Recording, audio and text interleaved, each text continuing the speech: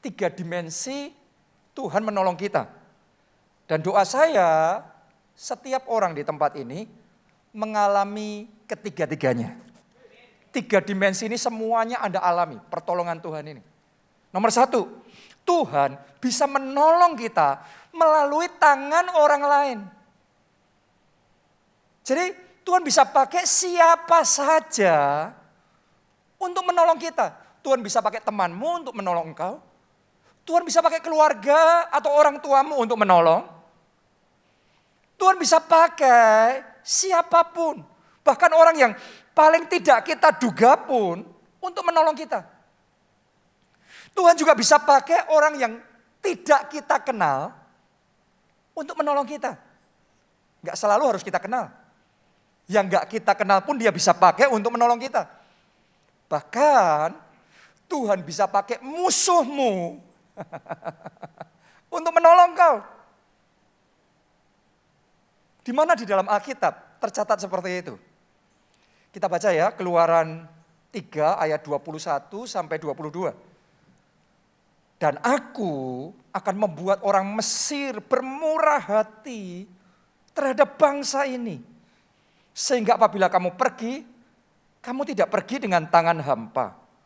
Tetapi tiap-tiap perempuan harus meminta dari tetangganya dan dari perempuan yang tinggal di rumahnya barang-barang perak dan emas dan kain-kain yang akan kamu kenakan kepada anak-anakmu lelaki dan perempuan. Demikianlah kamu akan merampasi orang Mesir itu.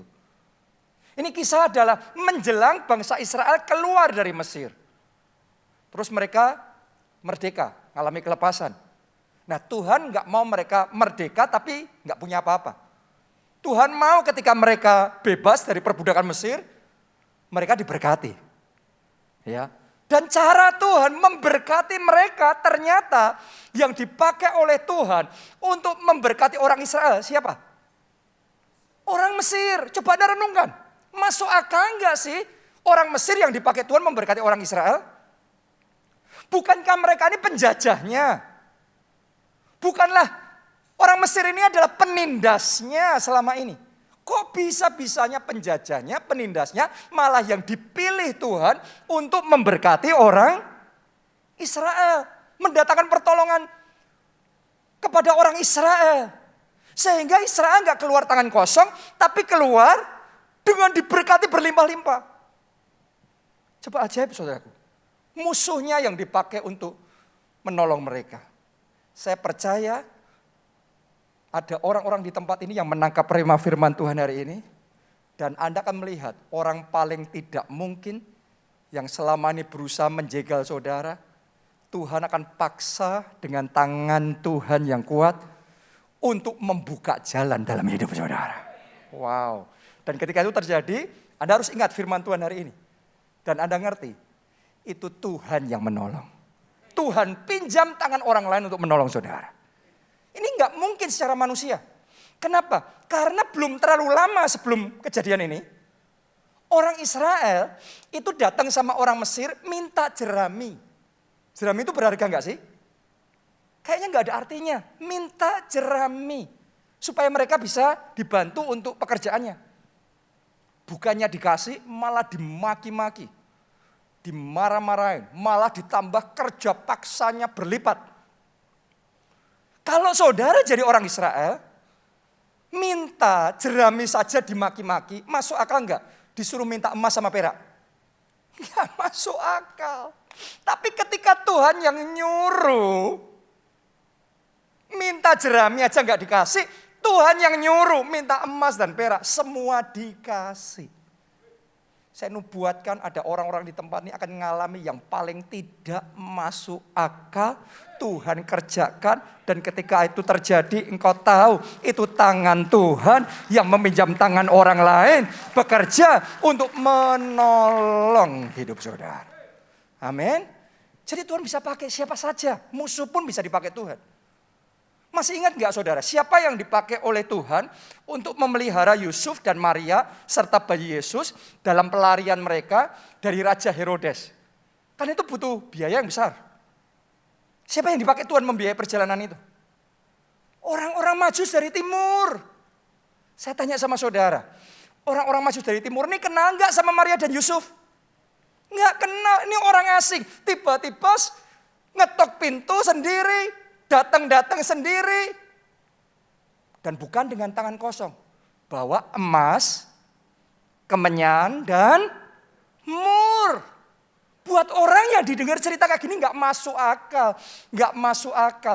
Tapi buat saudara yang percaya, yang tidak masuk akal itu yang akan terjadi dalam hidup saudara.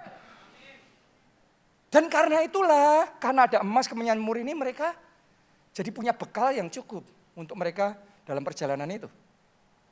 Masih ingat nggak yang dipakai oleh Tuhan ngasih informasi kepada Naaman bahwa di Israel ada nabi yang sangat diurapi sehingga sakit kustanya Naaman bisa sembuh. Siapa itu yang ngasih tahu Naaman? Hambanya, pembantu di rumahnya. Sebagian orang berpikir kalau pertolongan itu datangnya nanti dari orang yang pinter, yang hebat. Ini dari pembantunya sendiri. Kalau Tuhan bekerja, dia bisa pakai siapa saja untuk menolong kita. Saya jadi ingat, sekian waktu yang lalu saya pernah cerita sama saudara, kalau nggak salah, ada satu jemaat kita, suatu saat dia jalan-jalan ke mall, dan di mall itu entah gimana saya juga nggak ngerti, dia bisa kenalan sama orang baru di sana. Nggak pernah ketemu sebelumnya, tapi dia ketemu pertama, kenalan, ngobrol-ngobrol, cocok. Seminggu kemudian, ini momen ketika mujizat-mujizat terjadi ya di tengah-tengah kita ini. Tiba-tiba orang ini telepon jemaat kita, diajak ketemuan.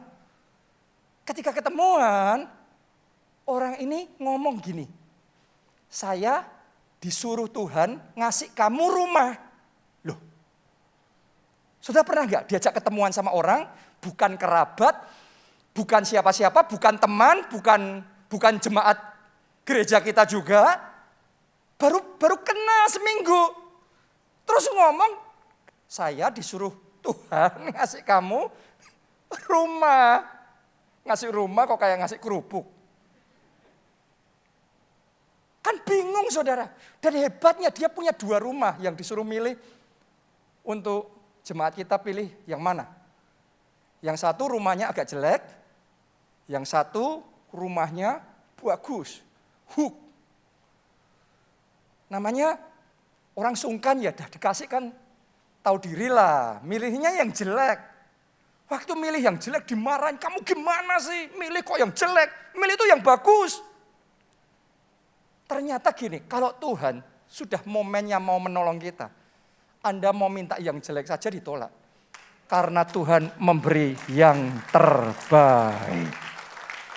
Coba saudara renungkan, orang di luar sana akan ngomong kejadian kayak gitu sudah nggak terjadi. Benar buat mereka memang nggak pernah terjadi. Tapi buat saudara semua di tempat ini bukan sesuatu yang akan terjadi. Ini sudah terjadi. Biaya notarisnya dibayarin, pajaknya dibayarin, semua clear. Karena Tuhan kita ajaib. Dia penolong kita. Dia penjaga kita. Dia bisa pakai siapa saja untuk memberkati kita. Nah kalau Anda tahu Tuhan bisa pakai siapa saja, tangan orang lain untuk memberkati kita. Terus kita sikapnya harus gimana? Nomor 1, fokusnya sama Tuhan. Boleh katakan amin saudaraku. Pengharapannya sama siapa? Tuhan, jangan sama manusia. Jangan setelah Anda dengar khotbah saya begini terus kemudian Anda cari-cari. Kira-kira siapa ya yang bakal dipakai Tuhan ngasih saya rumah? Siapa ya yang Tuhan suruh nanti untuk bayarin utang saya? Yusuf dan Maria nggak pakai ngelobi. Orang Majus dari timur yang datang ngetuk pintu sendiri bawa emas sendiri. Pengharapanmu hanya sama Tuhan saja. Amin. Yang kedua, bangun hubungan yang baik sama semua orang. Jangan banyak musuh. Jangan sampai hubungan jadi rusak. Jaga hubungan yang baik sama semua orang. Coba saudara renungkan. Bangsa Israel waktu tadi saya cerita ya, mereka datang sama orang Mesir, minta jerami dimaki-maki. Saudara kalau minta tolong sama orang, kalau dia nggak mau nolong ya paling tidak cukup nolaknya halus kan. Tapi kalau nolaknya aja sampai maki-maki saudara, ngerendahin saudara, sakit hati enggak? Banyak orang kan sakit hati. Wah kalau gitu enggak usah, aku juga enggak butuh, putus hubungan. Kalau bangsa Israel sikapnya kayak gitu, terus Tuhan mau pakai orang Mesir untuk ngasih mereka emas, perak, kain-kain yang bagus-bagus, yang mahal-mahal. Waktu Tuhan suruh orang Israel datang lagi sama orang Mesir, ngomong sudah enggak mau. Orang Mesir enggak mau, yang lain aja Tuhan. Aku enggak mau orang Mesir. Padahal orang Mesir yang mau dipakai sama Tuhan. Saya mau ngomong begini sama saudara, banyak orang enggak ngalami pertolongan dari Tuhan. Bukan karena Tuhan enggak mau menolong. Tuhan sudah mau menolong, Tuhan pilih si A, si B untuk menolong. Tapi kita yang ngerusak hubungan sama mereka. Kita nutup jalan kita sendiri. Belajar ya, sekalipun orang lain gak baik sama kita, berusaha menguasai diri, tetap baik sama semua orang. Ingat baik-baik, Tuhan bisa pakai siapa saja untuk menolong kita. Untuk membuka jalan buat kita. Jangan tutup jalanmu sendiri.